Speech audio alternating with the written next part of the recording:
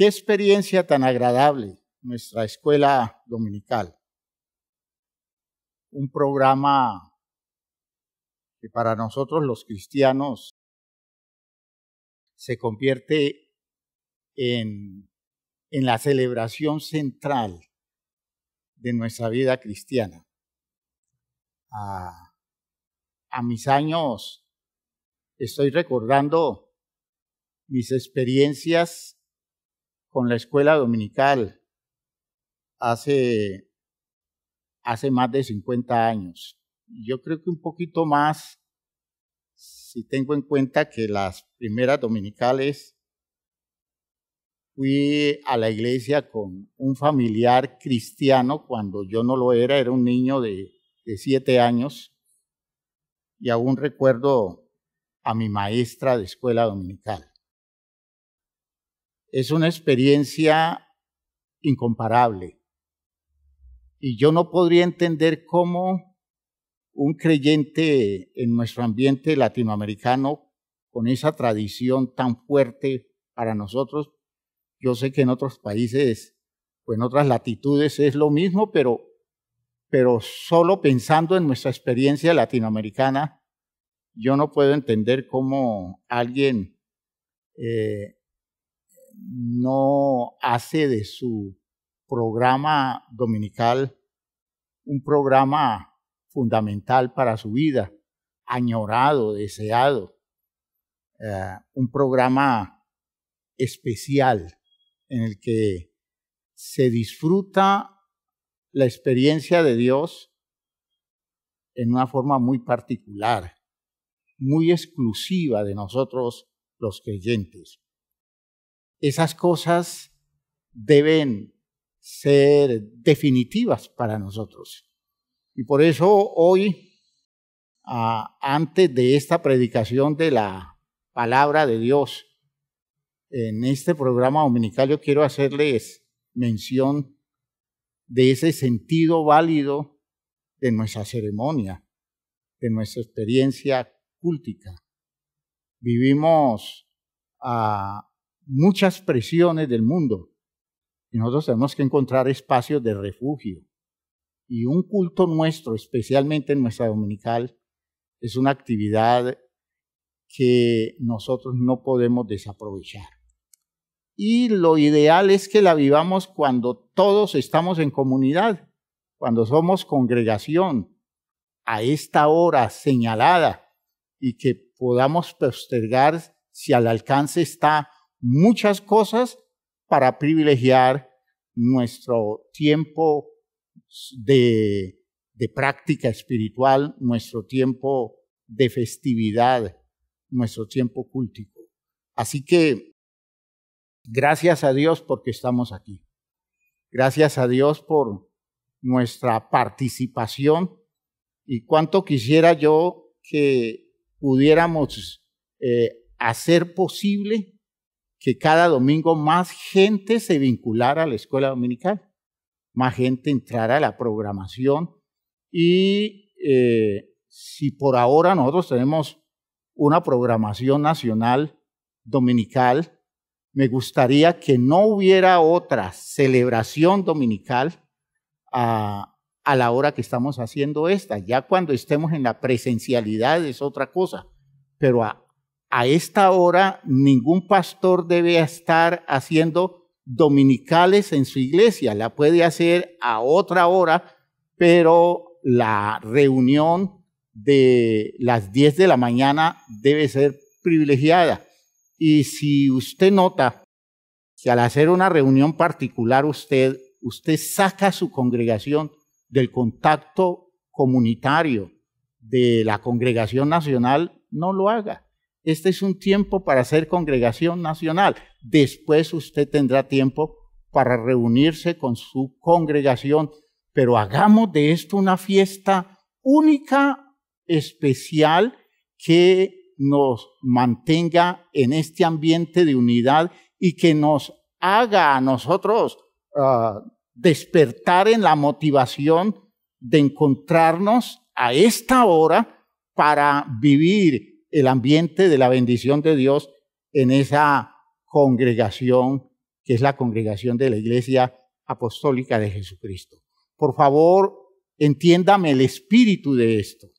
Lo que quiero es que hagamos de esto una cosa grande, cada vez más grande, más significativa, y que los nuestros no pierdan el sentido de la reverencia.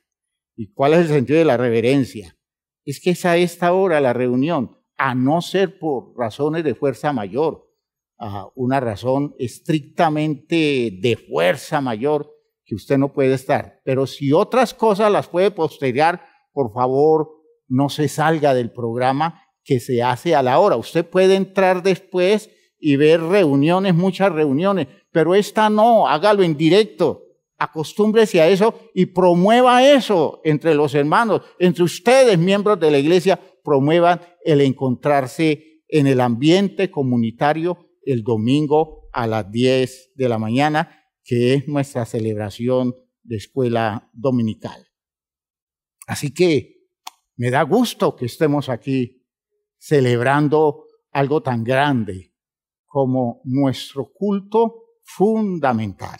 Por eso vamos a orar y vamos a pedirle al Señor que nos bendiga en la reflexión que vamos a tener en el día de hoy, que nos hable, que nos despierte la conciencia que necesitamos desarrollar, que nos motive el Señor a entender muchas cosas como idealmente debemos entenderla en esto que estamos viendo del poder verdadero de la sangre de Jesucristo y especialmente en esto del nuevo pacto que se sella bajo el poder o con el poder de la sangre de Jesucristo. Que Dios nos bendiga y que Dios nos hable. Padre eterno, gracias por todas las cosas que nos concedes, por este ambiente de iglesia, por este ambiente de celebración espiritual. Gracias, Señor, porque a esta hora podemos encontrarnos como iglesia. Podemos vivir esta plenitud espiritual de congregación cristiana que se reúne, Señor, en un ambiente festivo, en un ambiente único, en un ambiente maravilloso de gusto, de satisfacción, de regocijo, Señor, en un ambiente de apertura hacia las posibilidades de la bendición de Dios. Que tu palabra, Señor, llegue a nuestras vidas de manera especial y que produzca efectos y produzca un impacto salvador. En el nombre de Jesucristo, Señor, nos entregamos a ti para escuchar, para recibir, para ser edificados y especialmente para poner por obra lo que tú nos das. Gracias, Padre Santo. En el nombre de Jesús. Amén. Amén. Amén. Muy bien, mis hermanos. Hablábamos nosotros en la reunión anterior y sobre la base de un texto que se encuentra en Gálatas. Recuerdan que yo les había dejado una tarea a ustedes y yo sé que ustedes tan dedicados que son y tan comprometidos con las tareas que se les deja, ustedes leyeron, estudiaron, le dedicaron tiempo a ese texto de Gálatas, capítulo 3, desde el versículo 19, o ustedes lo pudieron leer desde el versículo 6, creo que les dije desde el versículo 6, hasta el capítulo 4, versículo 7. Es un texto especial que nos va a servir para la reflexión. Decíamos que el antiguo pacto, o lo que nosotros llamamos la ley, o la Biblia define como la ley, es un programa creado por Dios como medida de choque. Oigan lo que estoy diciendo. Como medida de choque hasta que los seres humanos crecieran lo suficiente para vivir por motivaciones más grandes que los maravillosos mandamientos de la ley. ¿Ya? Debía llegar un momento en que los mandamientos se convirtieran en la base moral del pueblo pero el pueblo debía crecer tanto que viviera por razones superiores a las razones de los mandamientos. ¿Ya? Cuando a uno le dicen en la casa, usted debe lavar la loza del almuerzo, siendo uno muchacho, usted debe lavar la loza del almuerzo. Debe llegar un día en que crezca tanto que por ver a la mamá, después de ese esfuerzo tan grande de hacer el almuerzo, y verla ya con la edad que tiene y cansarse tanto, que le nazca espontáneamente lavar la loza sin que se lo pongan por norma, sino que eso surge del amor, surge del interés de ver a su mamá bien, que descanse, porque ya hizo su tarea. De modo que si le toca lavar la loza todos los días, que lo haga con el gusto de producir un efecto bueno para la vida de una persona que hace tantas cosas y se esfuerza tanto por el bienestar del hogar. Esa motivación nueva ya no es un mandamiento, ya no es una orden que le están diciendo a la persona lave la loza, sino que la persona toma la decisión espontáneamente. Por otro lado, ya trae la disciplina de haber hecho eso todo el tiempo que se lo han mandado, pero ya no necesita que le digan, le toca a usted lo de la loza, porque él espontáneamente está tomando decisiones y ya no es solo la loza, sino que hace muchas otras cosas más en la casa, tomando en cuenta que asume responsabilidades y se compromete con el bienestar de las personas, especialmente de sus mayores, que requieren que él o ella tome áreas de responsabilidad para permitirles a ellos estar más tranquilos y más descansados. Noten que es producto de la maduración, es producto del crecimiento. Es entonces una dimensión superior. La ley, hermanos, como norma, como mandamiento, es un plan, mientras que los seres humanos dan la medida, esa medida que se expresa cuando ellos tienen motivaciones más grandes que los mandamientos que les imponen. ¿Ve? Eso se llama haber crecido. En ese texto de Gálatas, a partir del capítulo 3, en el versículo 19 o a partir del versículo 19, Pablo dice que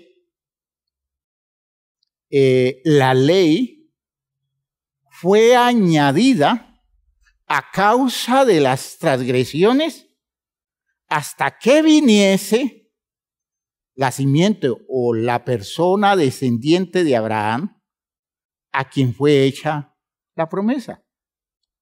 Hasta que viniera alguien suficientemente maduro en el orden del programa de Dios, que ya no obedeciera en función de un mandamiento, sino que le naciera espontáneamente hacer las cosas conforme a la voluntad de Dios por la claridad alcanzada, por la solvencia de su vida.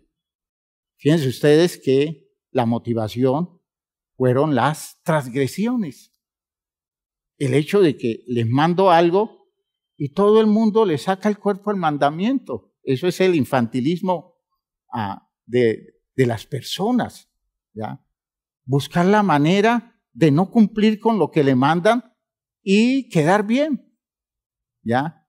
La actitud de los tramposos, la actitud de las personas que en la sociedad transgreden las normas, pero lo hacen de tal forma que no haya forma de condenarlos. Sin embargo, ellos no tienen reatos de conciencia porque no están cumpliendo con las leyes, con las normas. Eso es ser infantil. Esta es la sociedad nuestra, ¿no? Una sociedad infantil. La gente es feliz, dándoselas de vivo, buscando la manera de no cumplir con las normas establecidas. Y si pueden vivir pasando por encima de la norma sin que los demás se den cuenta, eso lo hacen con toda la disposición y en cambio de sentirse mal, se sienten muy inteligentes, se sienten geniales.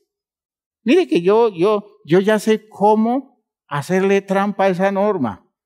Yo ya sé cómo pasar por encima de la norma y hacerlo casi que legalmente.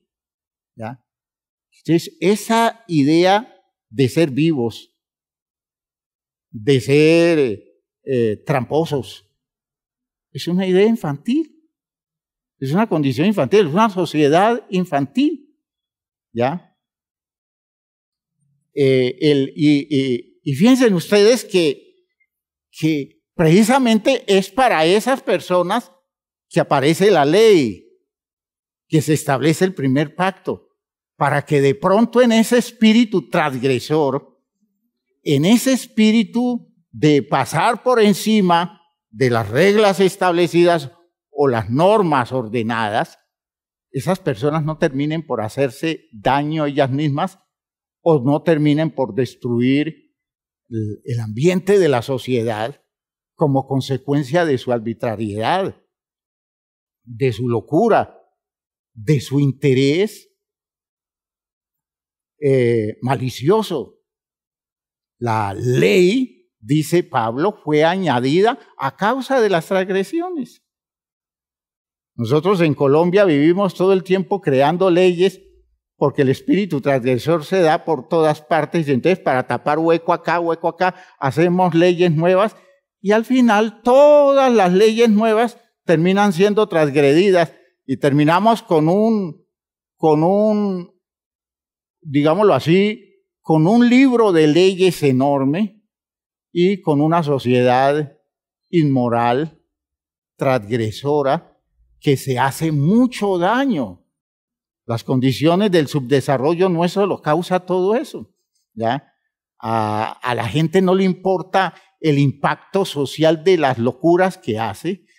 A la gente no toma en cuenta las consecuencias feas que en el ambiente digámoslo así, del pueblo se produce, no dándose cuenta que si el pueblo está afectado, él también o ella también resulta afectada, ¿ya? Pero vean ustedes que esto nos muestra que eso de la necesidad de poner reglas nuevas todo el tiempo, poner normas nuevas, estar colocando como barreras a los portillos que se abren, es, hermanos míos, una demostración de una sociedad infantil. Lo que les decía de la figura del corral, hay que colocarle barrotes nuevos al corral, porque por el huequito ese el muchachito aprendió a sacar la cabeza y sacó la cabeza y luego sacó el cuerpo y se desliza y se va a estrellar allá y se va a meter en un ambiente por ejemplo, se sale al antejardín a exponerse a sufrir un accidente. Pero él ya sabe cómo evadir la barrera, cómo evadir la norma. Hay que hacer una norma nueva. ¿Para qué se hace la norma? Para colocar una barrera a las personas para que no se hagan daño. ¿Por qué? Por el espíritu transgresor. Espero que esta idea esté quedando clara. Se hizo necesario eso. Dios quiso tratar a los seres humanos a través de un vínculo de relación personal y que las personas vinculadas con Él tuvieran vocación para hacer lo correcto, siguiéndolo a Él o manteniendo la relación cercana con Él. No. Entonces Dios dijo, si los dejo sueltos, se desbarata. Entonces aparece la ley, a causa de las transgresiones, hasta que llegase el ser humano maduro, para quien se establecieron las promesas. Gloria a Dios. Versículo 19 del capítulo 3. Era un sistema establecido, el de la ley, para confinar a la humanidad, encerrándola para que pudieran llegar hasta la revelación de la fe. Mire lo que dice el versículo 23 del capítulo 3. Pero antes que viniese la fe, estábamos confinados, fíjense, la palabra es significativa, confinados bajo la ley, encerrados para aquella fe que iba a ser revelada. Pero la insolvencia de los seres humanos impedía esa revelación. No había cómo ponerlos a funcionar por la fe, porque apenas estaban aprendiendo a medio comportarse a nivel particular y social, y es a través de normas fijas, restrictivas, a veces agresivas y punitivas, para que temieran y no hicieran tanto daño. ¿Ven? Fíjense ustedes que es una cosa que está en la lógica. En sociedades como la nuestra, todo debe quedar bien definido, porque a nadie le nace hacer el bien si no se lo impone. A la gente no le surge el deseo espontáneo de hacer lo correcto y decir, por ejemplo, a mí no tienen que decirme que haga tal cosa porque yo sé que lo debo hacer y es que lo voy a hacer. No, la gente hace cosas feas y dice, ¿y quién me lo prohíbe? No, pero es que la ley dice tal cosa. Ah, pero es que también dice esto, eso, justificando al máximo su delito. ¿Por qué? Porque es infantil, porque es una comunidad falta de estructura. Por tanto, hay que confinarlos, fíjese el término, hay que confinarlos, hay que encerrarlos. ¿Y en qué se encerró a la sociedad humana? En la ley. ¿Ya? Eso tiene el misterio del ayo, es decir, la ley es como un ayo. Ustedes saben que un ayo es un esclavo encargado de dirigir la vida de un niño, de una familia influyente. Los niños eran criados por esclavos que no solamente los educaban, sino que estaban encargados de irles dando valores y principios mediante normas, y el ayo imponía las normas, y el ayo podía castigar al hijo de su dueño, porque esa era su responsabilidad, criarlo bien para que mañana cuando creciera pudiera solventemente moverse en las responsabilidades que la vida le demandara. Entonces dice el versículo 24, de manera que la ley ha sido nuestro ayo para llevarnos a Cristo a fin de que fuésemos justificados por la fe. Es decir, necesitamos que haya una normatividad que nos críe, que nos eduque, que nos dé límites, que nos ponga condiciones. Es el ayo. Es decir, fíjese que la norma no es más importante que la persona que se somete a la norma. Pero mientras tenga necesidad de ser sometida a la norma, no puede pasar por encima de ella. Pero está invitado a superarla, no a transgredirla, sino a superarla. Y cuando la supere, la norma ya no tiene poder sobre la persona. Pero mientras no la supere, está bajo el poder de la persona. Fíjese que el ayo era un esclavo.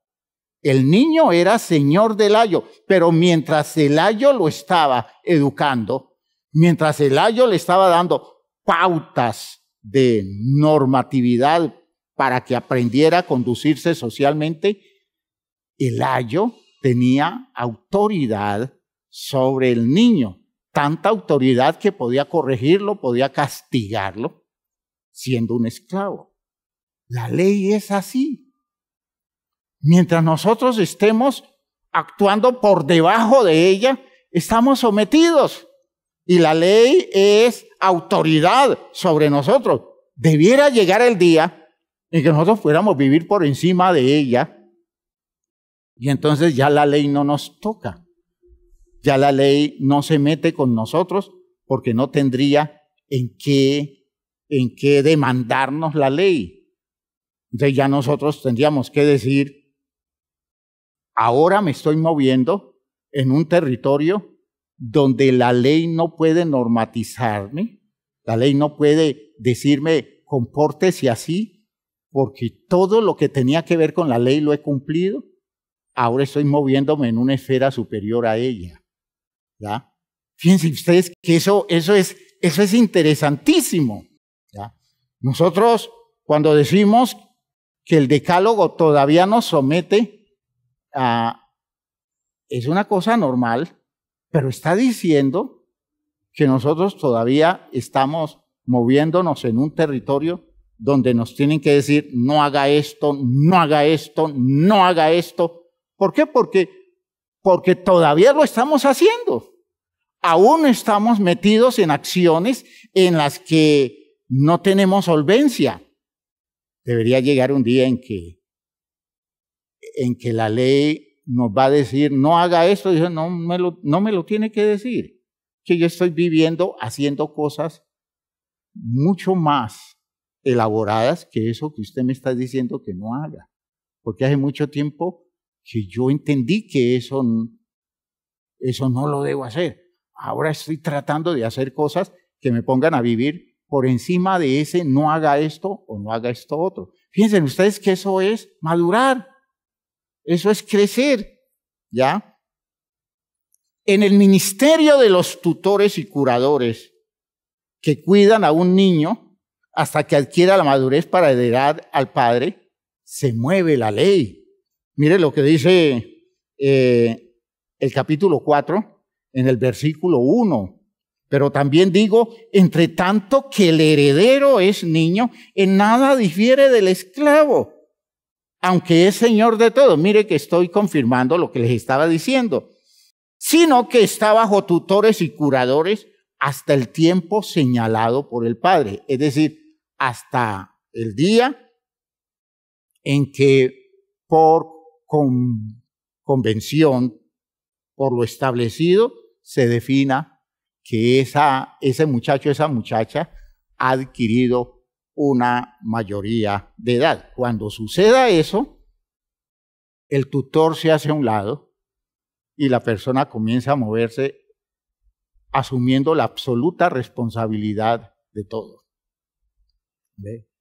Vean que es un programa con mucho sentido, pero un programa que demuestra que los seres humanos han tenido enormes limitaciones para interpretar correctamente sus responsabilidades y su condición ubicada justamente en la vida.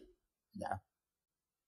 Y allí que le haya dedicado tanto tiempo en la reunión anterior a la figura del corral y esperando que ustedes entendieran que un corral es la señal de la condición de una persona a la que no se le tiene confianza para moverse con plena libertad. Un corral, una normatividad, unas leyes restrictivas están indicando que la persona todavía no se ve solvente para responderle a la vida en cuanto se pueda mover con libertad por donde quiera moverse, sabiendo que lo que va a hacer, lo va a hacer correctamente. mientras se adquiere esa mayoría de edad, entonces el heredero tiene el nivel de un esclavo, aunque es el dueño de todo, miren ustedes, y solo lo supera a la edad de la solvencia, cuando adquiere la estructura para ser tratado como un hijo con derecho a administrar sus bienes.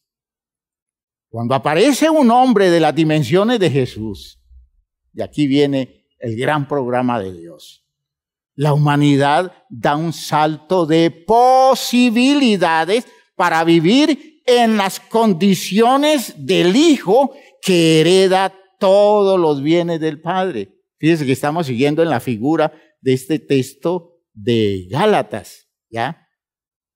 Es un salto de posibilidades, ¿ya?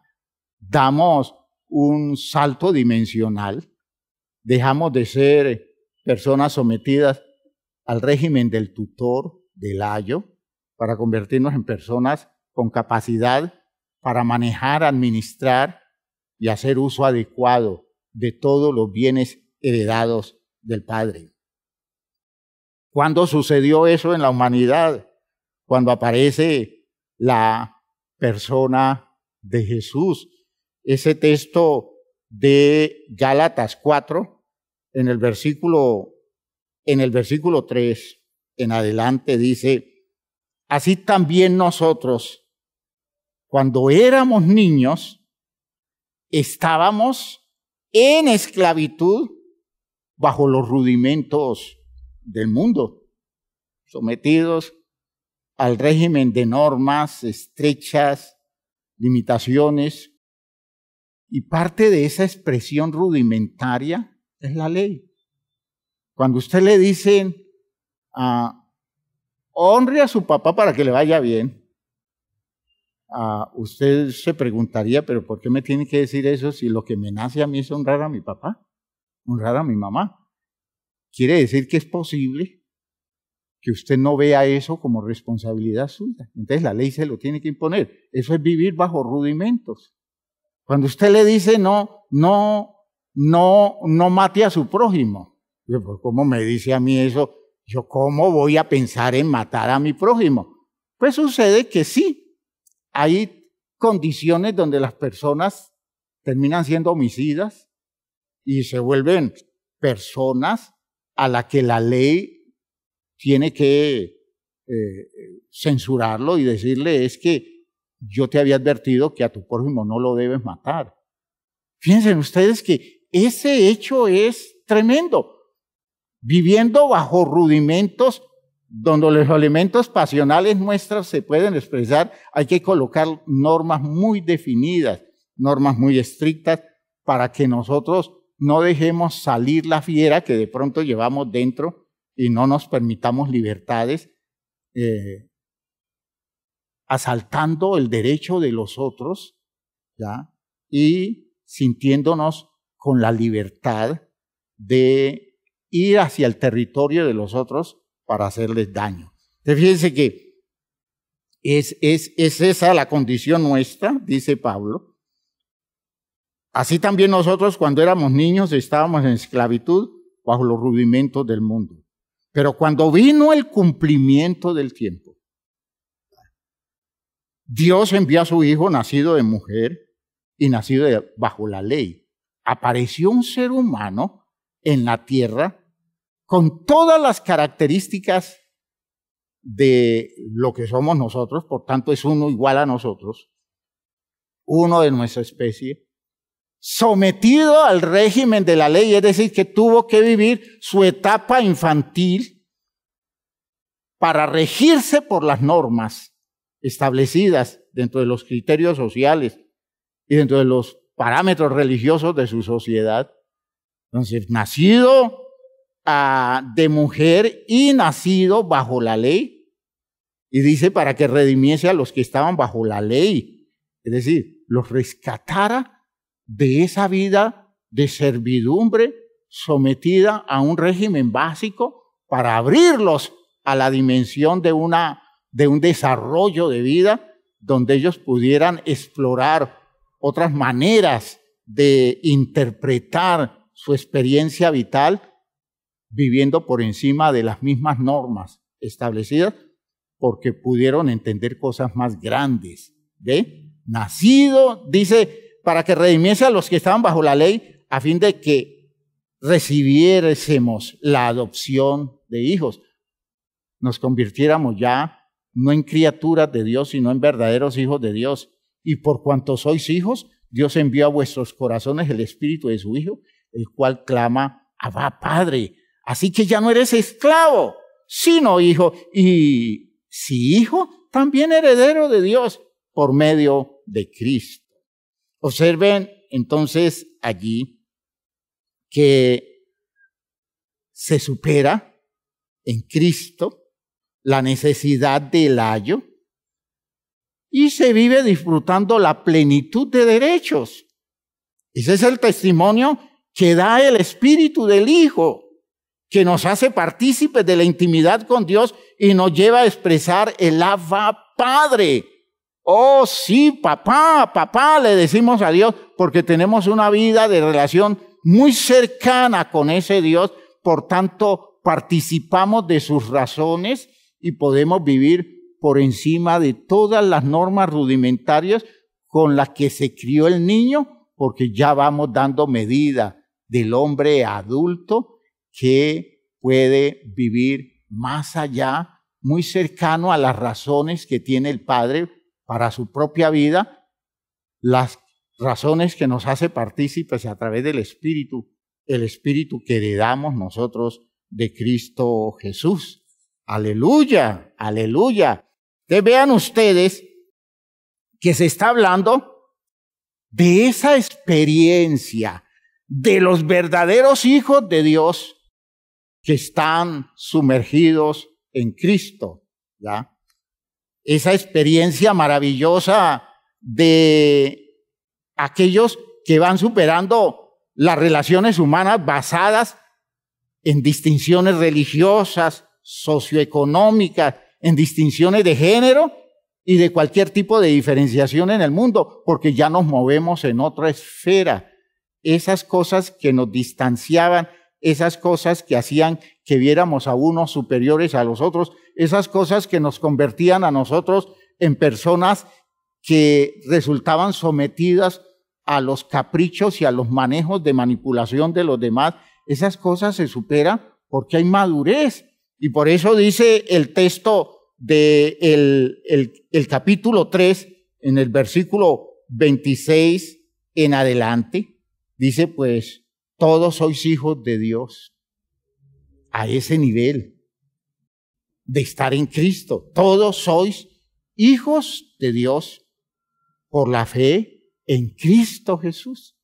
A partir de la experiencia de Cristo Jesús, todos nosotros nos convertimos en hijos de Dios, por tanto nos vemos desde las dimensiones superiores y no desde las condiciones primitivas, elementales, que nos distanciaban y que hacían que unos tomaran el dominio, el señorío y la manipulación sobre los demás. Porque todos los que habéis sido bautizados o sumergidos en Cristo, de Cristo estáis revestidos, ¿ya? De su madurez, de su solvencia. ¿Y qué resulta de eso? Ya no hay judío ni griego. Esa distinción ya no se da. No hay esclavo ni libre. No hay varón ni mujer, ¿ya? Porque todos vosotros sois uno en Cristo Jesús. Miren la superación que da el crecimiento. Cuando uno ve esos patrones de conducta de discriminación social, económica, esos patrones de conducta de discriminación racial, uno dice, es muy elemental, muy infantil. Que haya quienes digan que por el color de la piel son superiores a otros seres humanos y que los otros seres humanos son inferiores. Y que alguien se sienta más grande en su dignidad de persona porque tiene una chequera más gorda que la del otro. que las personas se vean en esta vida muy grandes porque pertenecen a una región cualquiera del mundo, porque los que viven en otra región son inferiores.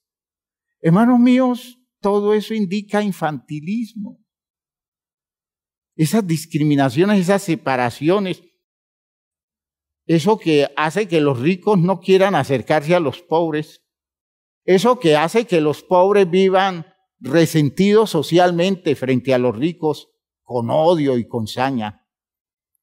Cosas tan bobas como eso de que nos distingamos por partidos políticos y que nos volvamos enemigos de una persona que pertenece a otro partido político.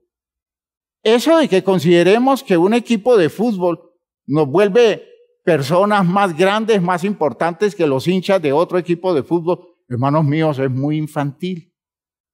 Muy infantil. Y que las personas en esas parcialidades adquiridas o asumidas consideren que eso es vital para la vida de ellos, que sin eso no pueden vivir, que sin esas distinciones no pueden vivir. Eso hace que la sociedad sea vista primitiva, elemental, y así somos, elementales, primitivos.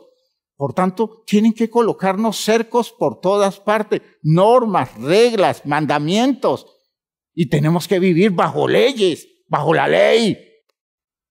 No hemos superado para aprender a vivir en la dimensión de la fe, para aprender a vivir en el territorio de las promesas, para aprender a vivir en la condición adulta del que se relaciona con Dios, donde Dios no le tiene que decir, oiga, mire, le tengo que poner este mandamiento, es muy rudimentario, pues lo tengo que poner a usted. ¿Por qué? Porque es que usted no me da una medida superior. Y a usted le tengo que decir, no desee los bienes de su prójimo, respétele al prójimo lo que tiene. Eso yo no debiera decírselo, diría Dios. Yo no tendría que hablarle a usted de esa manera, pero se lo tengo que decir porque veo cómo le pone el ojo a lo que tiene el otro, cómo se llena de envidias y de celos y cómo le quiere quitar al otro lo que tiene. Ah, pero es que él no se lo merece. ¿Y quién está preguntando sobre méritos? ¿Querrá decir que usted sí se los merece? Ah, hermanos míos, todas esas elaboraciones nos colocan a nosotros en esa posición infantil, que no entendemos la vida desde la condición superior, de la persona que Dios quiere que nosotros seamos, desde el territorio donde Dios nos hace promesas a nosotros.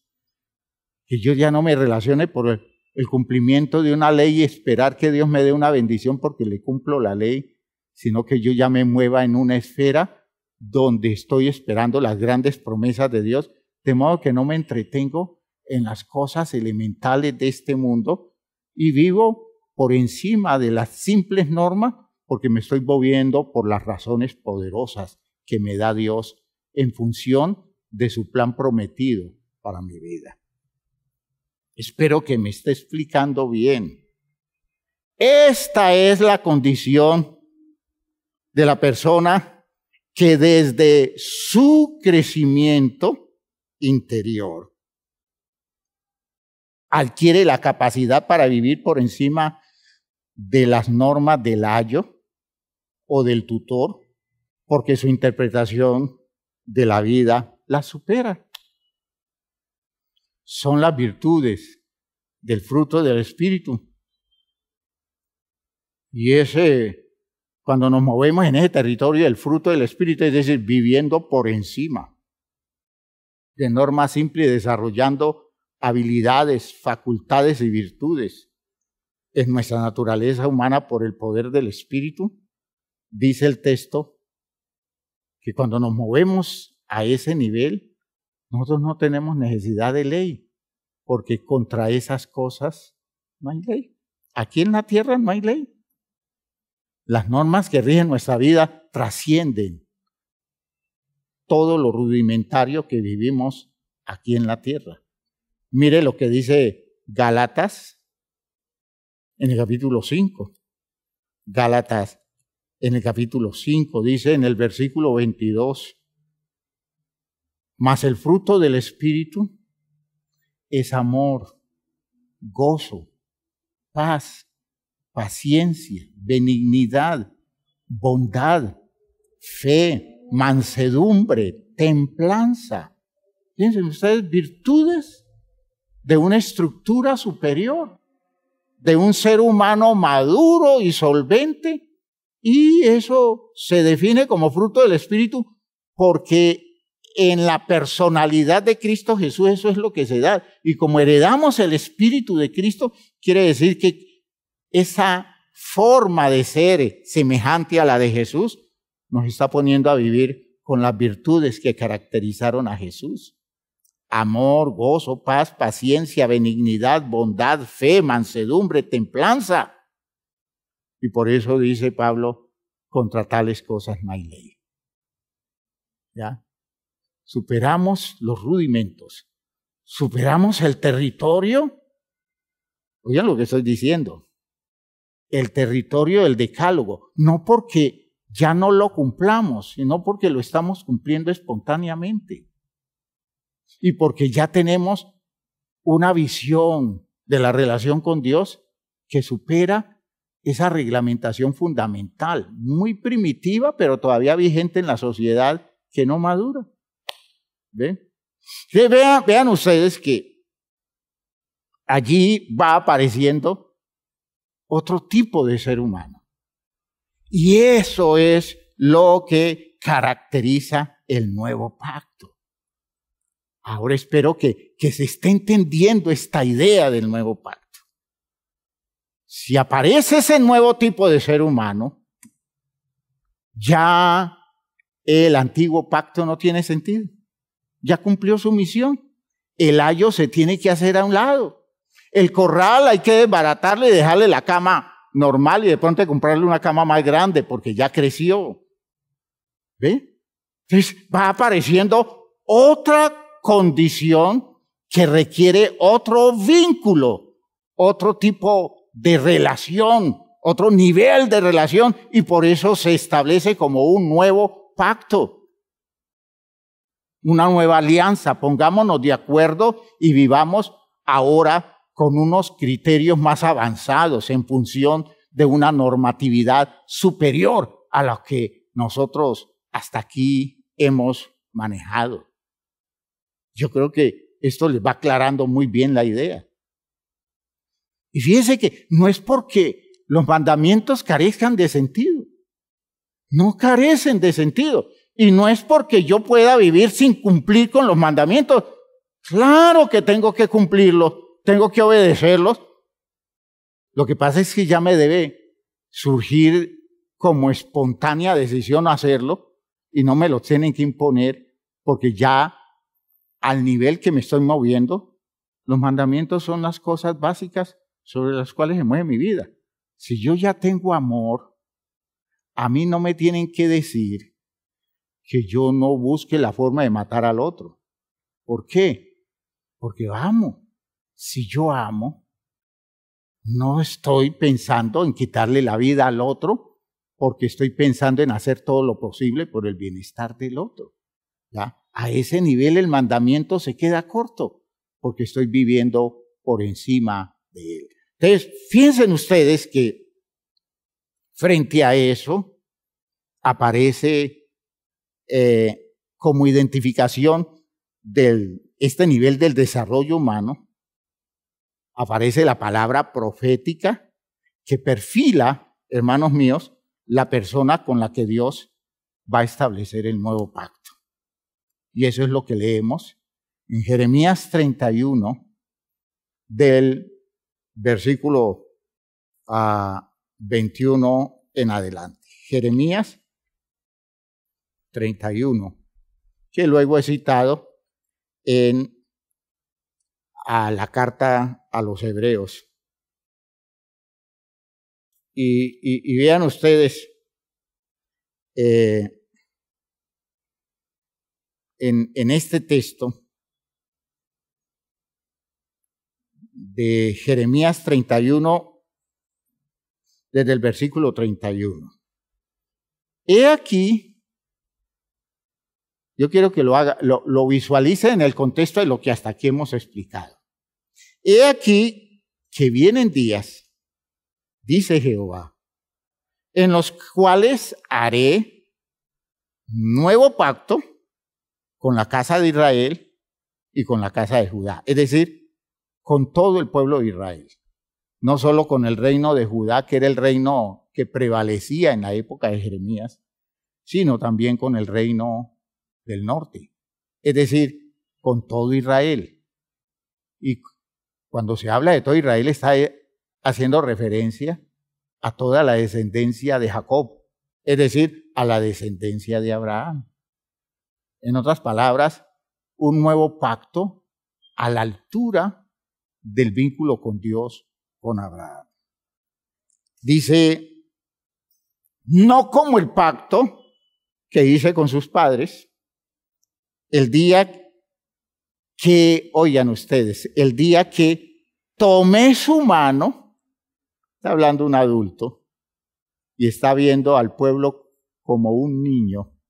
Esa es la figura, ¿no? Un adulto coge a un niño, lo toma de la mano y comienza a caminar con él para conducirlo por el camino.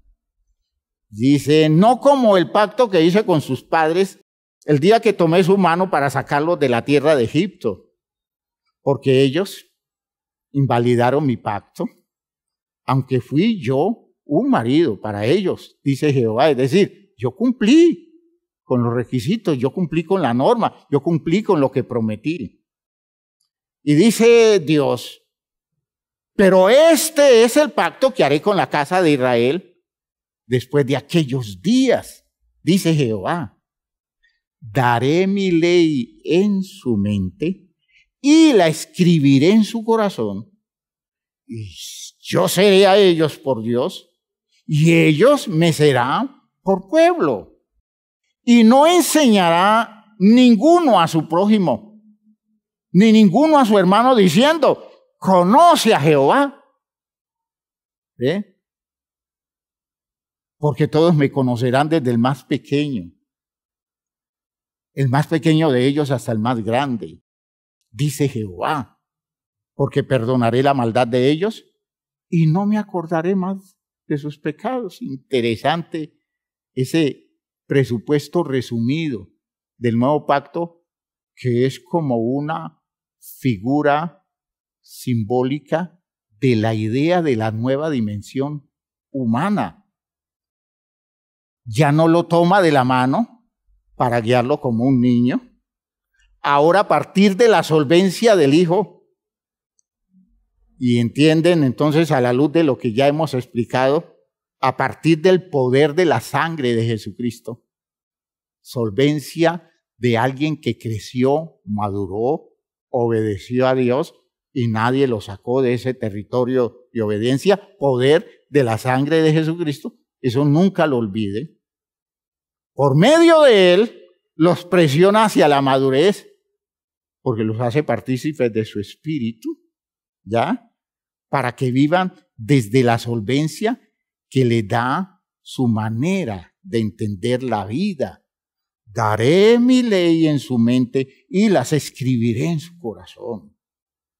Cuando eso dice el Señor, está dando a entender que el mandamiento será razonado, aceptado y amado por ellos. Que ellos podrán moverse en la vida a la altura del mandamiento, pues podrán alcanzar la madurez que el mandamiento les propone. La cosa es que llegará más allá de él, ¿ya? Llegará más allá de él. Por tanto, es iniciativa de ellos en la mente y en el corazón.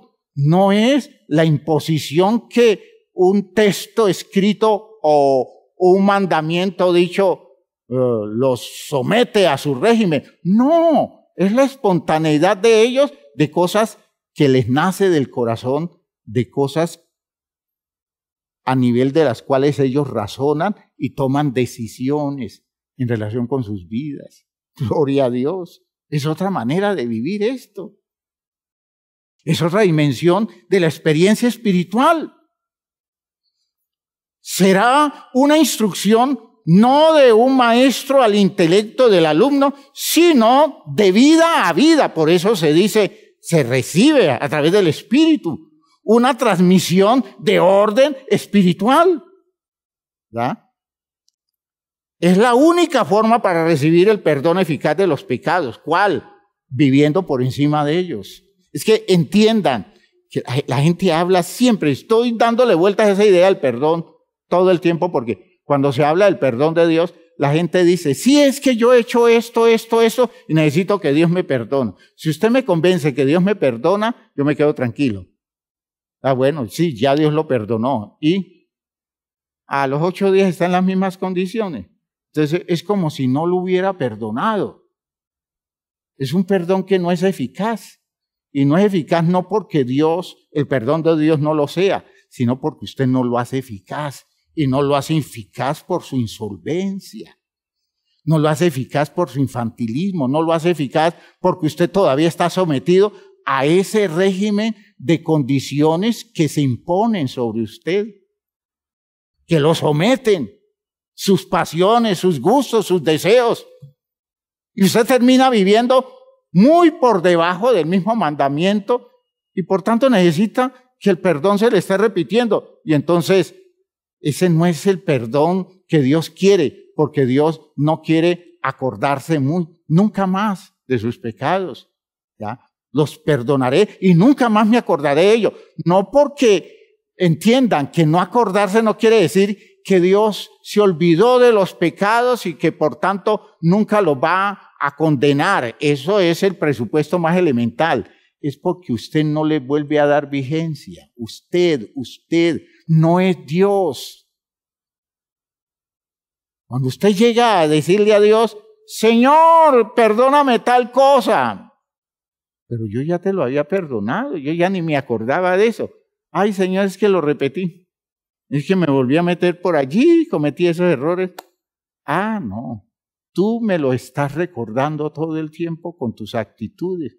Lo que quiero es olvidarme de eso y que ni siquiera volvamos a hablar de eso porque tú no vas a volver a meterte a ese nivel de vida. Vas a vivir por encima de eso. Ese es el principio. Es una demanda de madurez. ¿Ya? Vivir por encima del pecado, en la claridad que les deja ver como sin sentido, como cosa no atractiva, como algo que no es necesario vivir en medio de esa condición pecaminosa. Entonces, ya Dios no tiene que volver a hacer uso de un perdón para lo que nosotros dejamos atrás. Aquí no hay un premio secundario. Señor, yo cumplo con y tú me vas a dar esto y esto más. No es un premio secundario, sino que la obediencia es ya el premio. En un adulto hacer las cosas correctas ya es un premio, porque lo correcto trae el bien. Lo correcto es cosa que da fruto lógico, de lo válido. Se produce un despertar de conciencia en la práctica de lo que se ordena. Entonces, cuando usted está viviendo lo que Dios le manda, usted está comenzando a ver la vida de una manera superior. Cuando usted a regañadientes cumple lo que le manda, nunca entiende la superioridad de la vida por encima de simplemente cumplir el mandamiento. Cuando usted se mueve en el territorio solvente, en donde usted obedece espontáneamente y está, digámoslo así, analizando y haciendo elaboraciones de la vida a partir de la claridad de la obediencia, usted va descubriendo cosas más grandes, mucho más grandes. Por tanto, su mente se le abre y su manera de interpretar la existencia se vuelve una cosa muy superior, ¿ya? Y entonces, usted se potencia a usted mismo. Usted se convierte en una persona que se supera a usted mismo, ¿ya? Entonces comienza a entender mejor la vida, su vida, la vida de su entorno social. Usted comienza a descubrir en la obediencia todas sus potencialidades. Usted dice, es que yo nunca pensé que yo fuera capaz de hacer esto.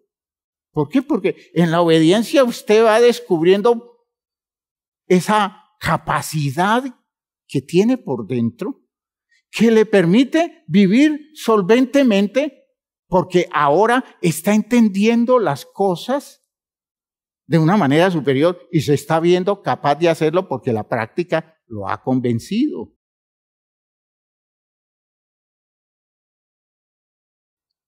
Vea usted que comienza usted a descubrir los detalles de la promesa que lo motivan a seguir creciendo. Va descubriendo que lo que Dios quiere darle es mucho más grande que lo que usted le está pidiendo a Dios en función de las cosas comunes de esta vida. Por efecto del continuo crecimiento, entonces podrá ver la promesa más grande cada vez. Eso lo decía ahora Díaz. Cuando usted y yo comenzamos nuestra vida cristiana, lo que veíamos que Dios nos prometía era una cosa hermosa, suficiente para llegar al Evangelio y afirmarnos en el Evangelio.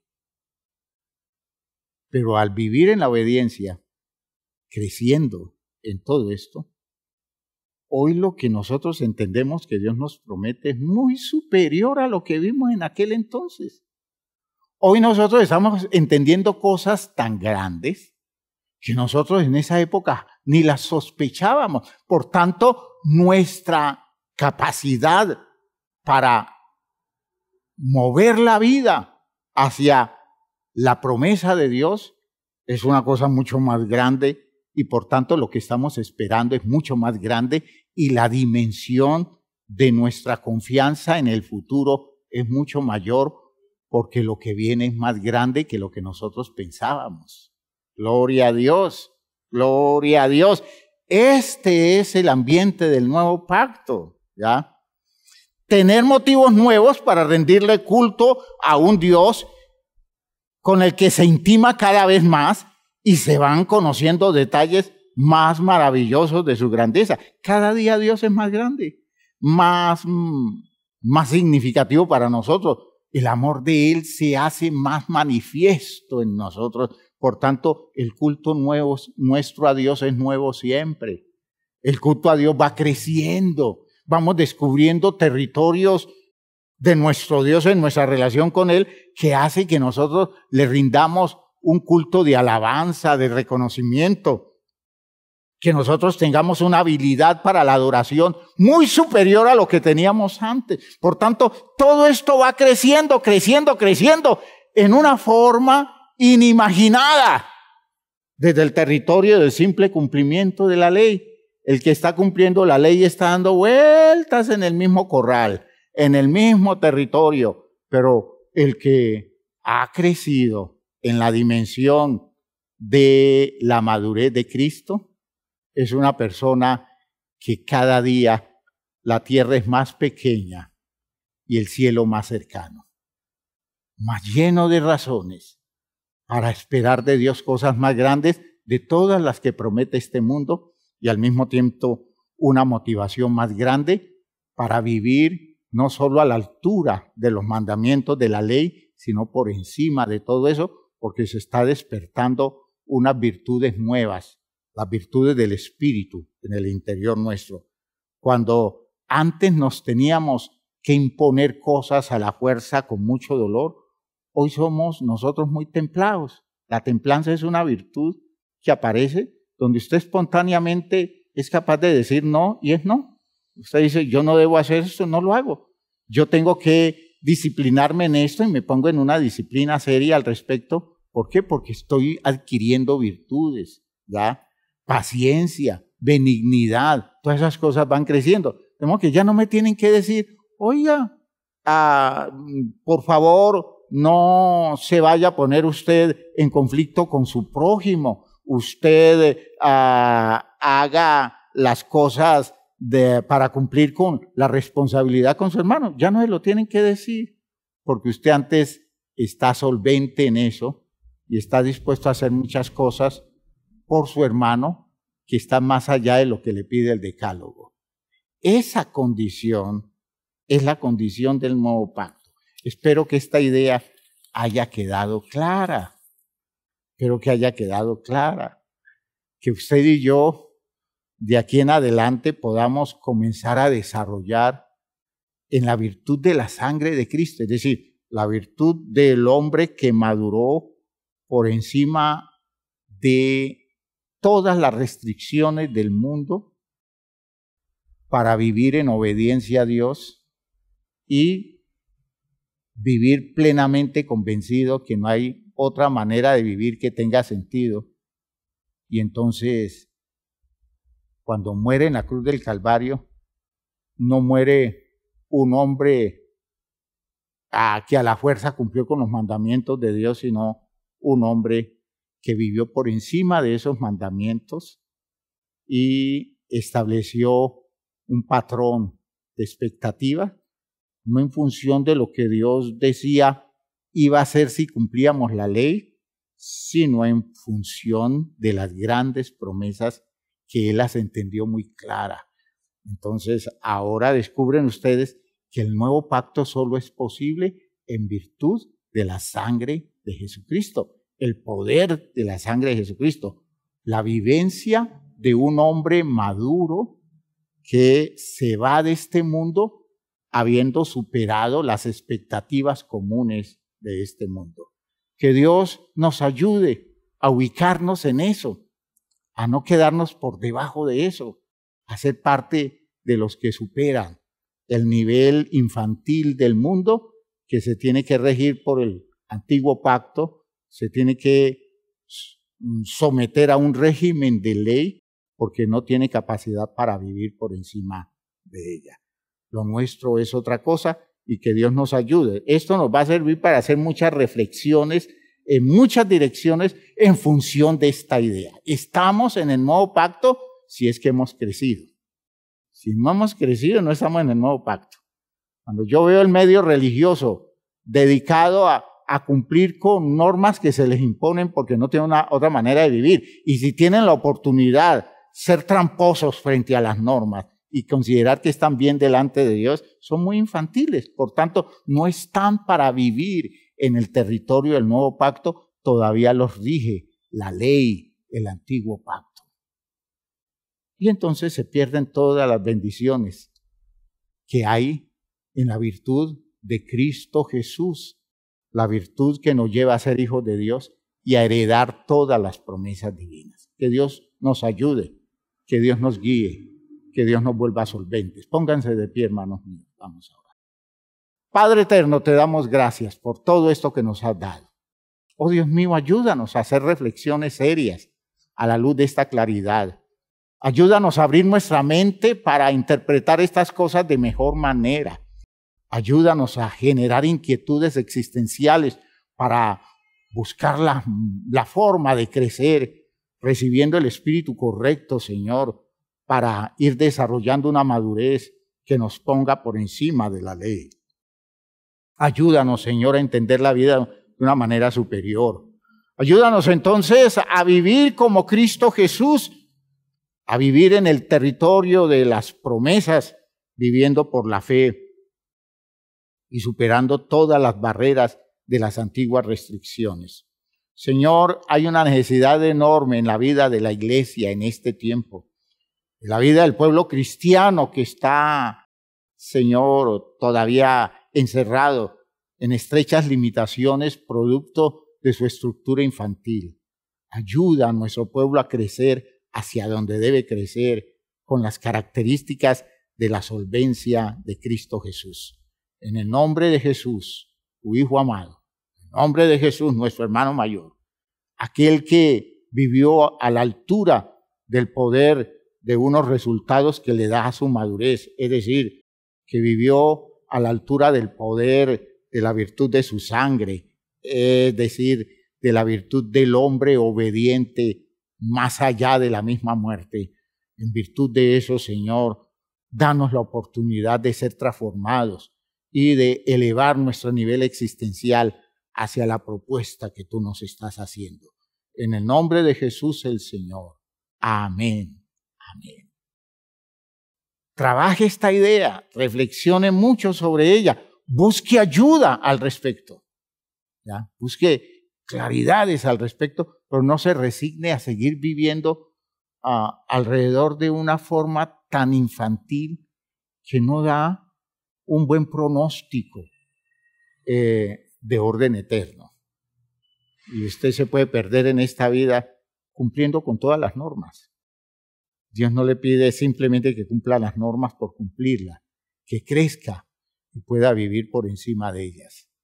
En el nombre de Jesús, los dejo a ustedes en ese interés, o les propongo a ustedes que se muevan en ese interés de buscar una claridad cada vez mayor de estas ideas. Que Dios les bendiga. Salúdense unos a otros.